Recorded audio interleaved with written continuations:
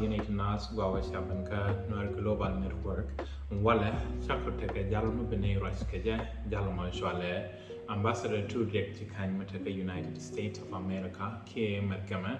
and Jang Walaka and Bene Lade Quida Ta Suraka Wajka Sudan Kana Qui Vice President Ne Benjamin Bolman Thai Kelkako Ambassador to the Kanchilaya the Lonko Sibanka Shanala and Walla Kanwer Global Network. Sine Goro Benera Kaji, Kaki Katin Talker, South Sudan, Tan Dong Tature, Witch Kaja, Tan Dong Lat Kaja, Ida Benjamin Bullman, Dang Dara Quar and Salva Kiir, Dara well. So, can Namakan Kono Waji, right Message Kanamana, Didn't Malata, and take to the west. Katang we kaje with monitor in Kelu. Yeah, I like the long babur kache ba bangwane tesha mad kelo be a lot of maybe a learn a lot of like jana go con nate generation technology midid gwa o banaje used to the maximum o bana the way da kon go alaka me chan ku ben ka dung South Sudan and ture which me a mubum kada mi niga ta dong ture ran mene ni a me ne bi jel ka je ma ta chara yup ka je ka ti go wata to atama we dan ta lut ka je a qui quarter we kwam and self care jen jalala jel ka je nan ka cha dong ta right ka je bo cha right long yang jo nyuru gwa kwar do ko kien wi mon cha right cha we long a we la dan nan pa da ni te ga nei de nye ga lo ga yak ma char lo ga ngu to to ne che kana gor ke wi mon especially gwa mi nyuru kel ni kwar ko kien ta right we dub to go char ka bo chi ga nuar chi ga nyuan long ko jan chara mi di bo medan garang lot ke ture South Sudan ki chiang South Sudan lot ke medan ko meta garang tin ram che nyon ban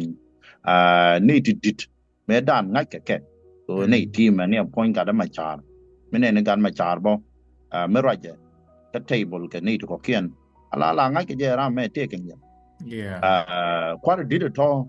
ken kwal we the lot ke medan antama cha we cha le lut ko an selfa kana ne ga kon tala mo gwa mo kana lat so antama me garang liu gan ma chara rami chi kana lok kwad no ro kien chicken la George ma ta ban dang me da la lot ke balanta ta ban ram le ta ke look ke win mon ta yek ya la wi we dan tong ni so cha we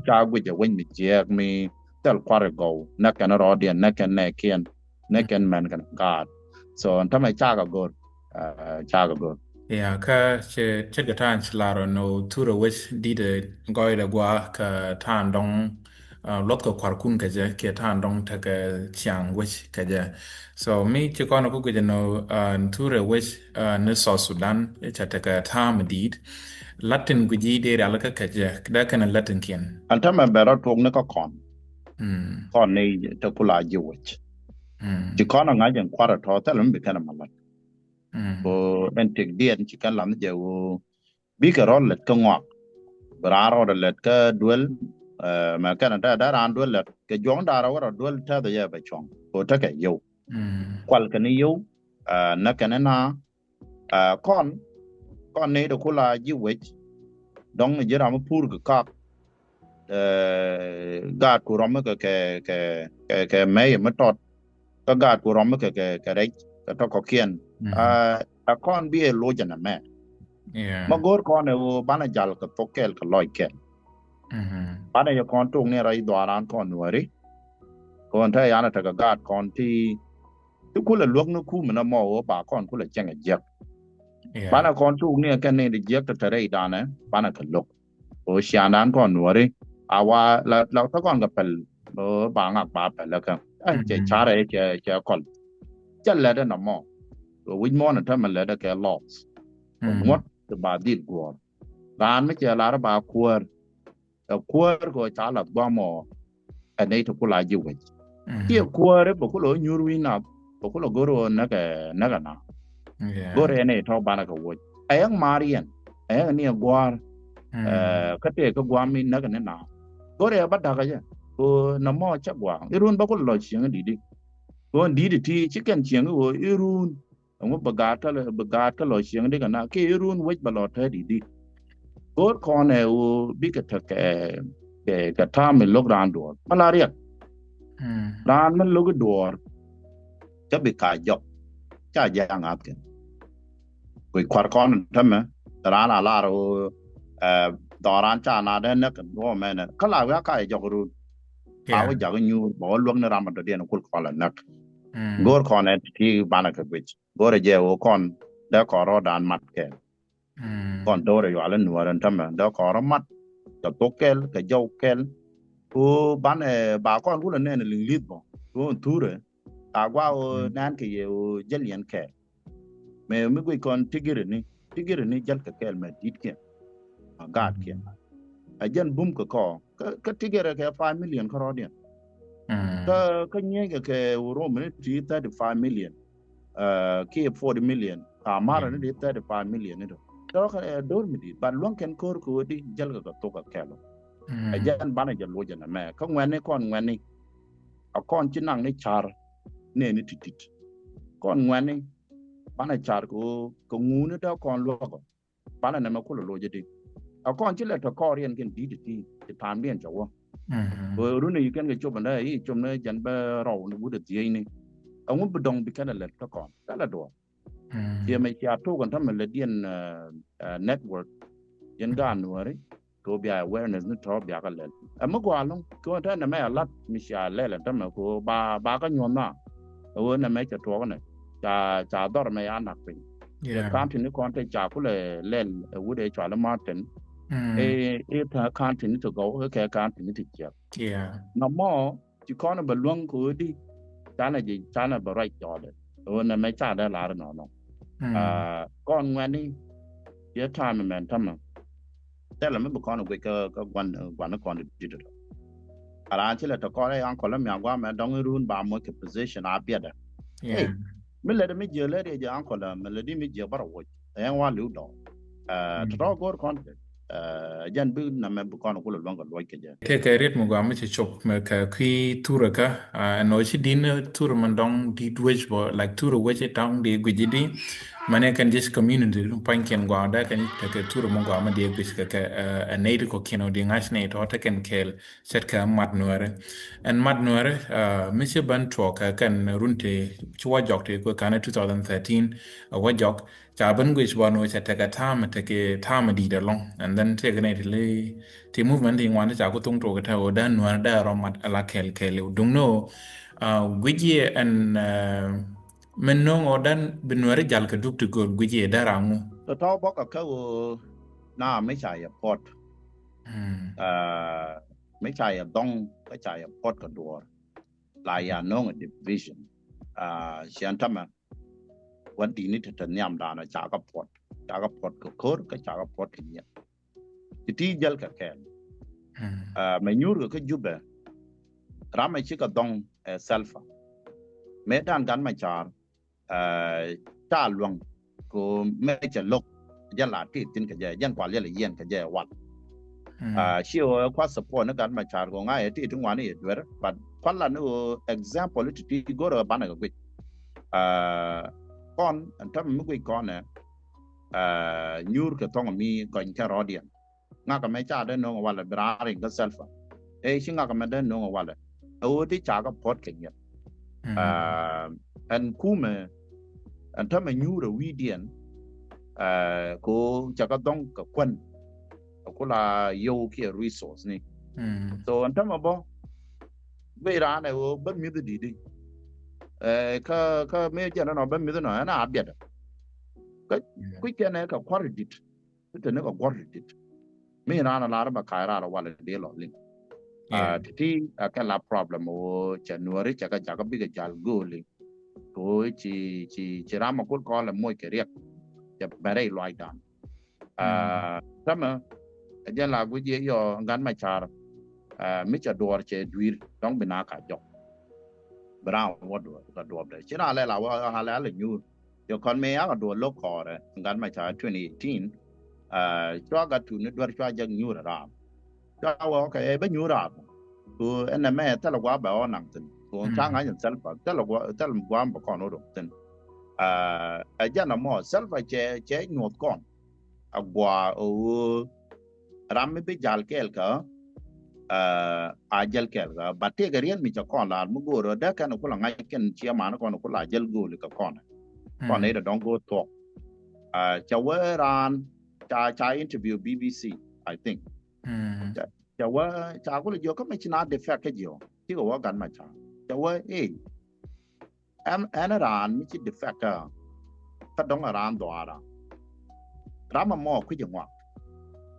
ko jin awudi ru kulo wa ka rama nak shi mo ro abia mat ke that mean chu lu joka mo ku ikon na salva mi jien ka pa di de cha lu ni jok mi lu jok wa be la ba mo ke ma to na ma be pal be jo nyok je ke yo be wo yo pe ajan bu je ne kon dia le ben ta jen salva a mo ji position gwa to be jo yak ko nge je jin mi chu ko ba ni shi mo re pin te chana ga ka bi ka we je de nga to pu en da nga je ko na da mi ni je ra mo che shi mo ne che da nga ko be ju na grun to na ma chi bai kon bai ga je shi ma na kon de je go de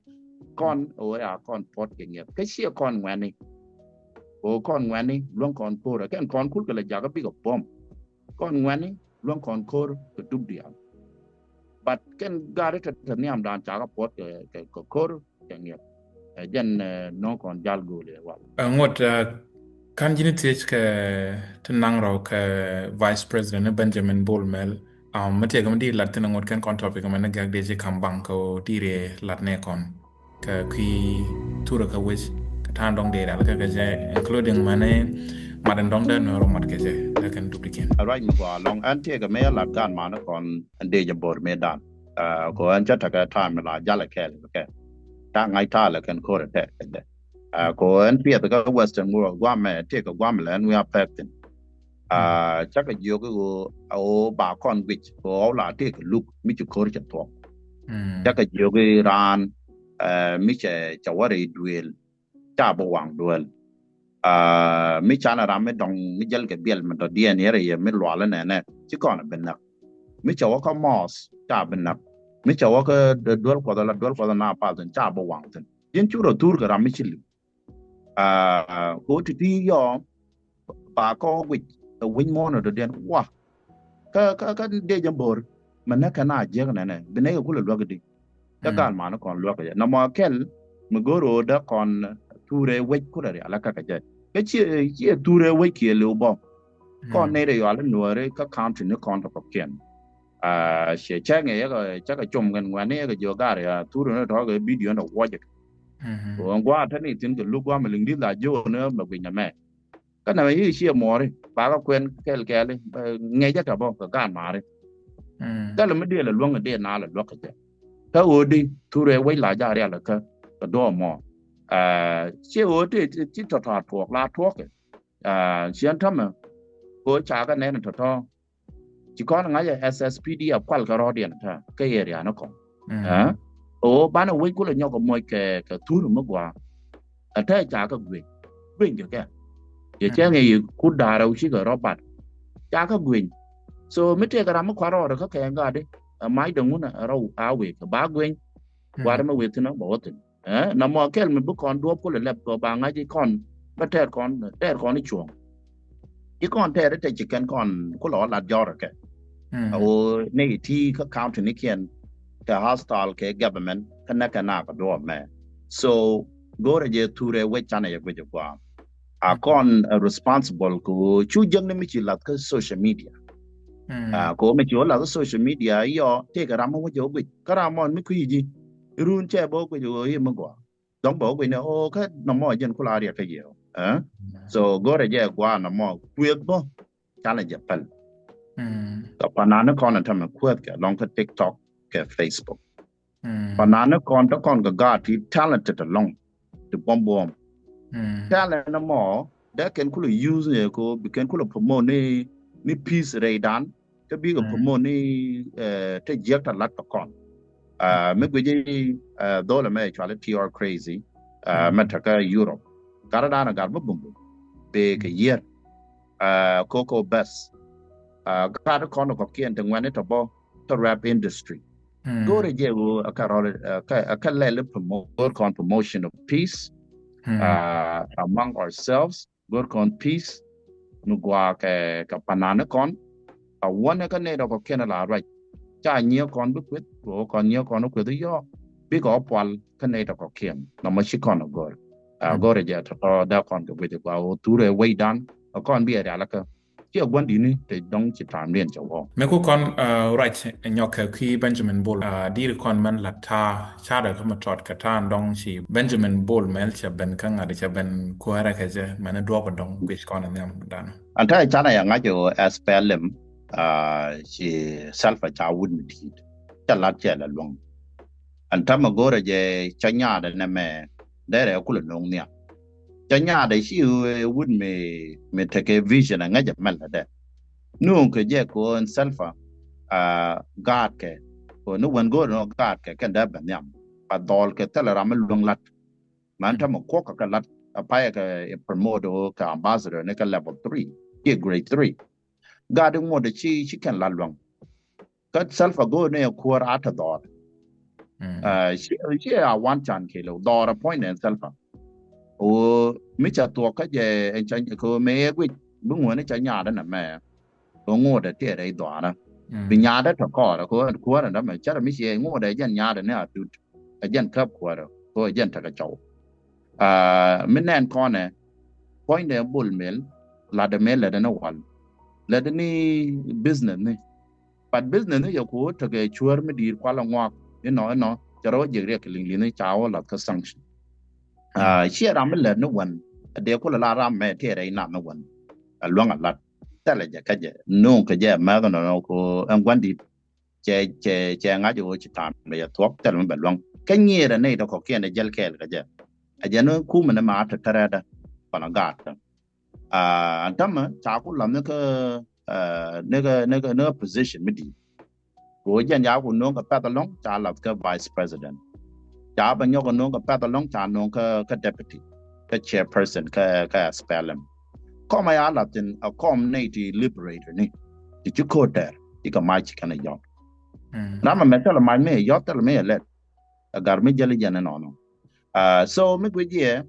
ta nga jo win mon ke le o bol me la mo aram bi wa ta ki tin benam bol mel aram kel mi lok long ka so Sudan ke lo ta lok ma ken ne kien ma dori na betin ko dola win lok je ko wa cha ran da lam ni amna tam kan mek a citizen ni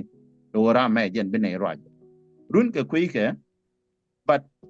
be ka do me je ko nga ke je chwar tam ne doctor lok long ke East Africa dan would me chwala William Ruto kula akwar we chwala Kenya ko chwar la ke ja kaini ka Museveni ka Uganda makul nuare na ka jan point and self care ne dio to lo ka long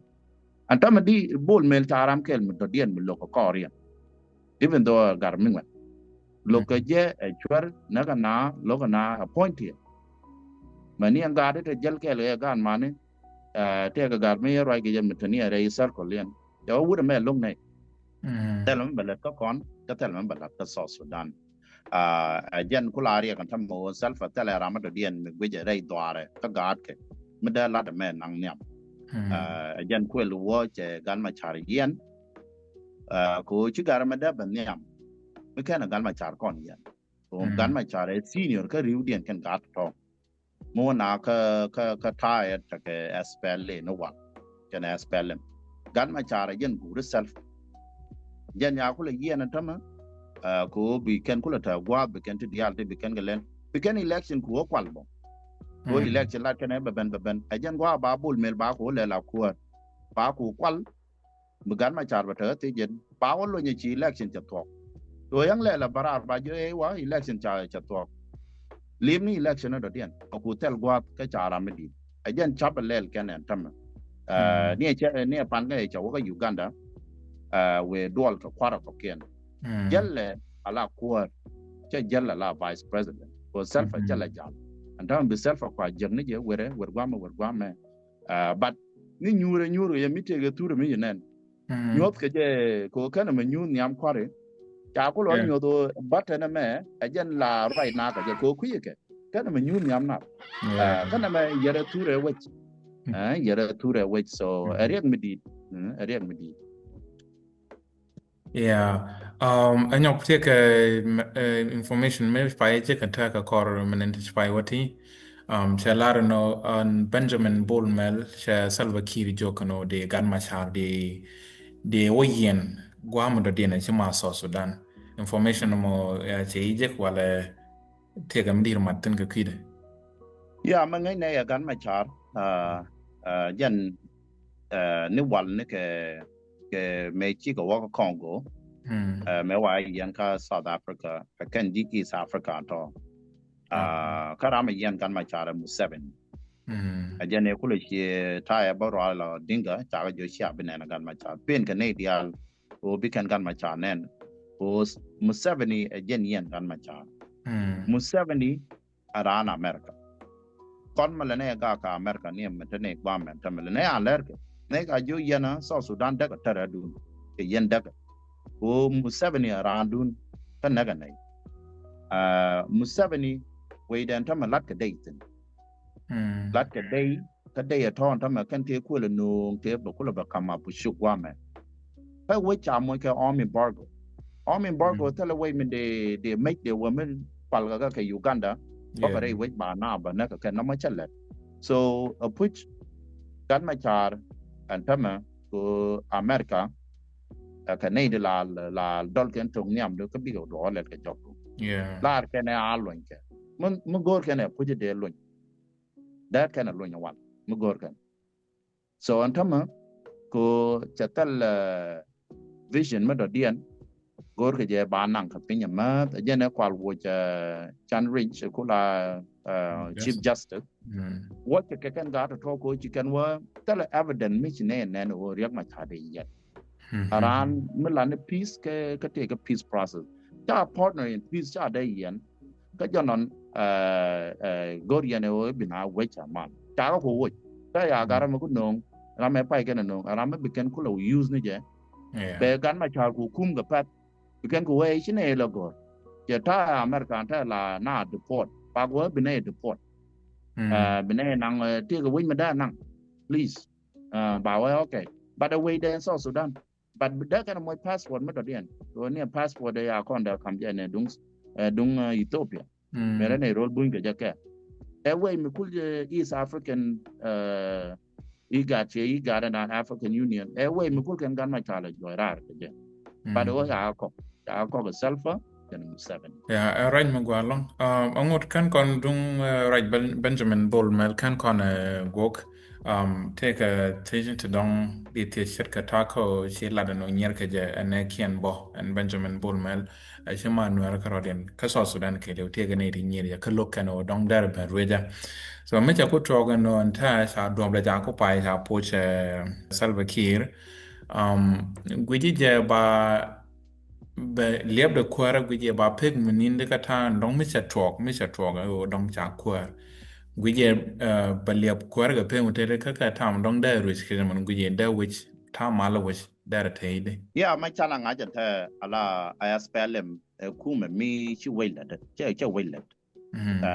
cha wait moy ke category ke citizen ni cha citizen ni cha ka jaka da kan kula ta ka long da kan korean da kan ame bulgemen chang cha ban run talam balong tan balong ko an engine television jale jan ka tet salfa wala wo jone le na me ko an chi en wun jan le to balong SPLM japo talam balada nyok tama mal lat kana malo jin nyin ku pala kwal ko me we right ba jin na chi o tem be kana to ko even though doran balal kwar kon o da kana la meda antama te tala te chala but dor kien chicken kala so tala mal me boljemen Benjamin Bolmel Benong ko with the tanijan go be mididi ko jan wan kaja cha tok che la gwad ke kujamale da so tala gwa mi gwaje o ba kon angtin o ba kwar gwa long ambassador to take chikan chloi tet dung no mi te ka rian madong di ru matin madong kan ji te ka ja deji kam lor ko ki ko borach alor bi charu la de lor an me de matin na jano antama ta kon ga sia mana kon ti chang ne pi ni antama ti che podori ken wan kon ba ya ga joy dor antama o na me ba corrected di waje dana chala so Sudan dor dia la ta ba kana wang dan ko kon nuari ta kon ga chiang magwa o gwan tie ga dan chi kon a let ka do kon bin ne ma lo ta kon du waje ma ya la ka shana gwe te ka rama do dia la ka ko an wije cha piet na SPLM cha bel cha gwa ko win mi jani yin lel na me ka wida mi she bel ba jina na ma cha ta ka kon nyur palpin awo ban na ma lo de la ro men kon ga kon te chi pot win de cha dwai mai ke cha dwai kam ko len awo kai chi pat o bi ka lo jok o wuda me ya bol mel kwar cha be jainten along cha be jainten ko lokaje jana tamani UPDF kan gang lokaje SSPDF anytime de nyenya nyok pala korana meka ke de nyenya nyok bina pot nyok pot mele yana put ko pamni ko runi igara gora gwaba kale yana chuj tama mande gwejo ake lip ngwana tataka tin jang na manak bomna ngwane ka tarai gwaj ngwane ka loj re ngwana tataka tin big newton porbol mel cha bejan long ko cha no tama ma kan ko la ngajo en UPDF me jal ka tadro le me ya America yo mi chi America chi go gwaj ke selfa more than and UPDF me that can use go ba would me ba jota more than be kon jaga bana pot bo ta to kan gwe jan tama o be kan kon kan ko ngak che ko ne cha o no na pun mi di dal ka me ro le me o de ya na joy ka bia ko mo kon na ma cha da na mo ai chiang mi kan ngai ne pat kan ne da pal ta kel ke kuma gwaje demanda na me ta ko lungu chuk tu lit kala ne ga de jel kel ka je ma wuda chwala gat waje chi wala no chi go ko Benjamin Bol mele bina chon na mo kwa waje ku da ye chole de kan na ga ni ya ja me la ri na na chol ke kan kan ne de 2013 kan ga chol nga ya chol ka ne kan ga lu chuk de cha na kan ka chol so na money chagwa weje kanang nga jene kon ko na chicken guja bar na me ana guja bar che me tek na me ba kon nyok ja ko anta yar mi che jan pot ni sha kunna binani bigi ni kan karodian che me chi ya kulkur chi ni ke kum dudun bigo nyok ni kan karodian che me ko di da ka tonya tonya karodian cha mo da te no ko so gore je o akon chi pat pana lo chi tala mal mi bi pen ka tet nei de chwale SPLM ka jana mo ko mi ka nei ti ngai man let kana wa yan da de lan to ko ken cha da lan ko ri ni chang pada jano tala mal mi pen ka tet yan akon bi lo jo kon ngane de ti to ko do ri chwale ma ro to shandan jen bi nei dia lo to ko lo ja ga nyu agwa do ri ken ko chicken bela to ala ba ka na Ambassador Turek Jikanchilo te the long ko shine kamgwadu ko babarach kane ka Nuer Global Network manamichang bakonje ka program do dianan chilo te betamal. Thank you take care anabala jeganyo Chilo da te sa long ko shata kel kane ka Nuer Global Network namo ajan program shine goro bene ben kaya ka jaka shamwala ka shine rice ka ambassador to direct chikai mataka merkama reading chinela de quirian akan tak malak ke kwiko dan warda karodian matkel mata suraka witten ka South Sudan kana kwi vice president ni Benjamin Bolman beata kama